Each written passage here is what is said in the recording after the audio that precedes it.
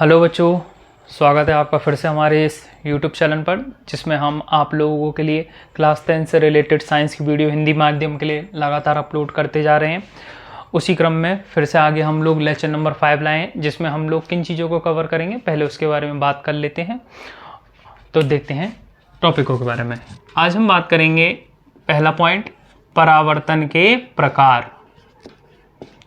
परावर्तन के प्रकार।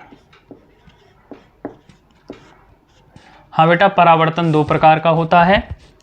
कुछ बुकों में इसके बारे में दे रखा होता है, कुछ बुकों में नहीं दिया हुआ है, लेकिन हम अपनी वीडियो लेक्चर सीरीज में इन सारे टॉपिकों को कवर करेंगे। तो कौन कौन से होते परावर्तन के प्रकार, लिख लेते हैं उनको। एक होता है बेटा आप लोगों का, जिसको बोलते हैं हम लोग नियमित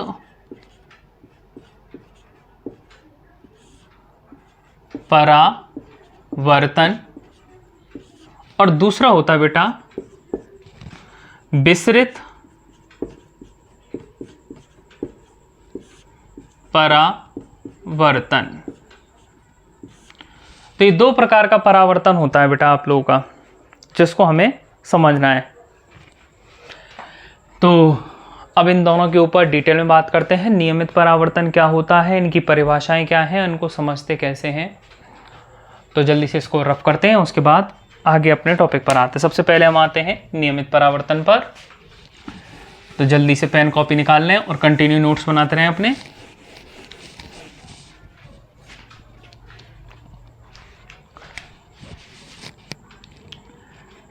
फर्स्ट बेटा, जिसको बोल रहे हैं हम लोग नियमित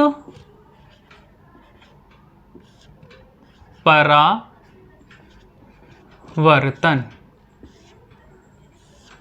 इसको इंग्लिश में बोलते हैं रेगुलर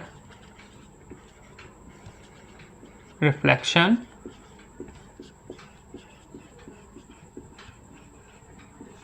आखिर होता क्या है, इसकी परिभाषा क्या है, उसे समझेंगे।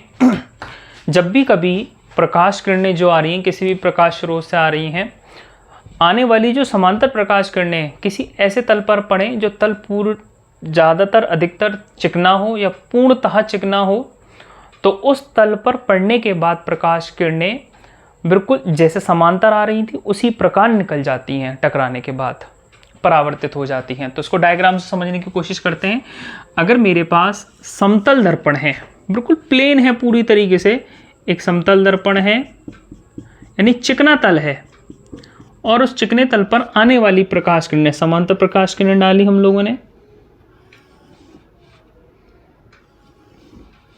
और ये आने वाली समांतर प्रकाश किरणें जिस तरीके से आ रही हैं और उसी तरीके से परावर्तित हो जाएं, समांतर ही रहें टकराने के बाद, यानी जैसे हमारे लिए आपतित प्रकाश किरणें आई, जिन बिंदुओं पर आई और अभिलंब के साथ जितना कोण बनाते हो उसी तरीके से परावर्तित हो गई, तो इस प्रकार के परावर्तन को हम लोग बोलते हैं नियमित परावर्तन। ये इसका डायग्राम होगा नियमित परावर्तन का।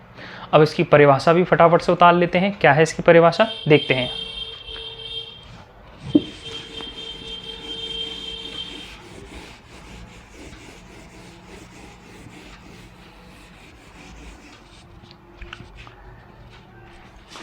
दर्पण पर आने वाली समांतर प्रकाश किरणें, दर्पण पर आने वाली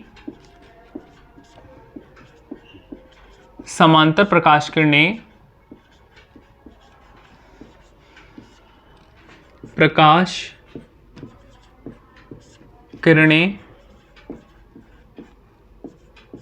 दर्पण से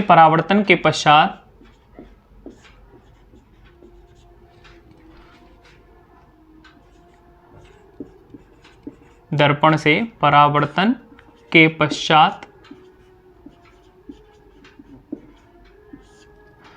समांतर तथा परावर्तन के पश्चात एक ही दिशा में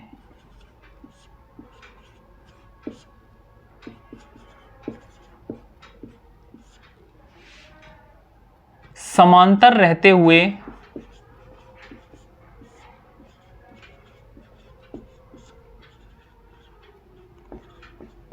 समांतर रहते हुए जाती हैं तो इस प्रकार के परावर्तन को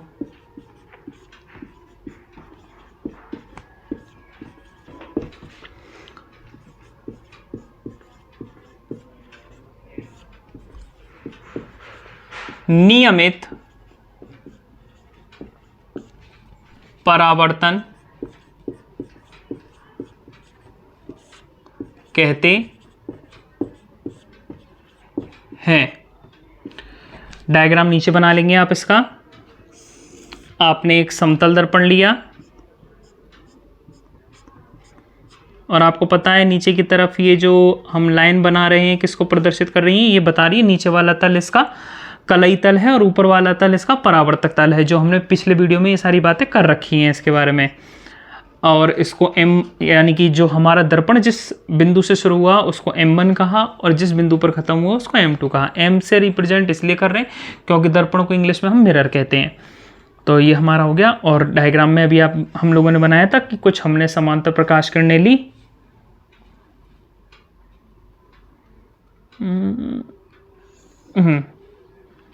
और ये आने वाली समांतर प्रकाश किरणें टकराने के बाद समांतर ही बनी रहें। तो इस प्रकार का जो परावर्तन होगा वो क्या कहलाएगा हम लोगों के लिए, नियमित परावर्तन। इसका एक बेस्ट एग्जाम्पल हम आपको दें तो आपने अपने जीवन में बचपन में हर बार ये हरकत करके देखी होगी कि आपने एक दर्पण लिया होगा, समतल दर्पण। समतल दर्पण पर आपने देखा होगा सूर्य की तरफ कर देते हैं, या कमरे के अंदर बल्ब चल रहा हो, दर्पण लो, दर्पण पर सूर्य या बल्ब से आने वाली प्रकाश किरणें टकराती हैं, फिर उसके बाद आप उसकी एक प्रकाश बनता है, आप उसको कर देते हो किसी एक तरफ। तो ये इस तरह का जो परावर्तन होता है, इस परावर्तन को हम लोग क्या बोलते हैं, नियमित परावर्तन कहते हैं। तो फटाफट से डायग्राम बना लीजिए। इसके बाद हम दूसरा परावर्तन पढ़ेंगे जिसको हम लोग बोलते हैं विसरित परावर्तन या अनियमित परावर्तन, और ये ज़्यादा इंपॉर्टेंट है विसरित परावर्तन। तो फटाफट से आप इसको उतारिए।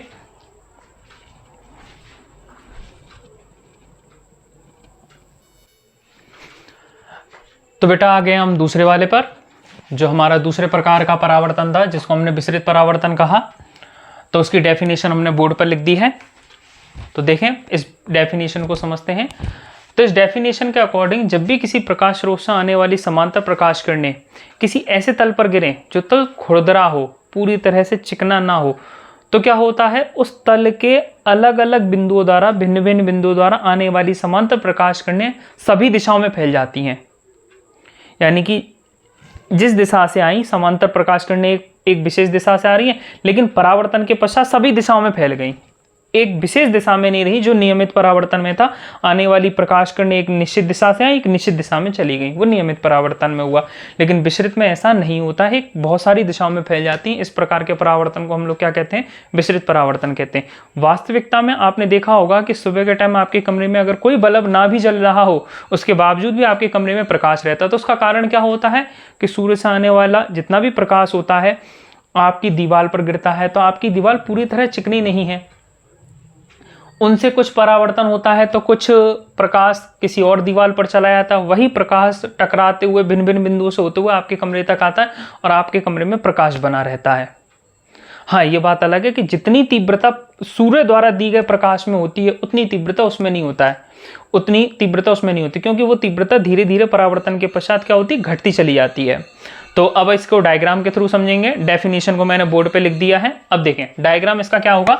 अब हमने जो तल लिया है जिससे हम परावर्तन करेंगे वो पूर्ण रूप से चिकना नहीं होगा, तो खुरदरा बनाएंगे हम तल। तो तल थोड़ा सा हमारे लिए खुरदरा तो खुरदरा तल है। अब इस खुरदरे तल पर जब हम आने वाली समांतर प्रकाश किरणें डालेंगे,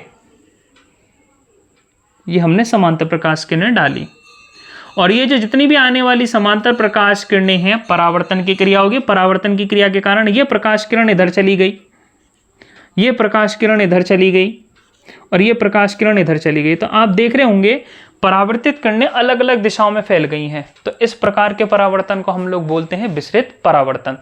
तो आज के वीडियो लेक्चर में हम लोगों ने परावर्तन के प्रकार को कवर किया कि परावर्तन दो प्रकार का होता है आप लोग का, एक नियमित परावर्तन और एक विसरित परावर्तन। नियमित परावर्तन के अंतर्गत आने वाली प्रकाश किरणें जिस दिशा से आ रही हैं, परावर्तन के पश्चात एक निश्चित दिशा में ही जाती हैं और उस परावर्तन के लिए हमें जो तल लिया जाता है वो अधिकांशतः पूर्ण रूप से चिकना होता है।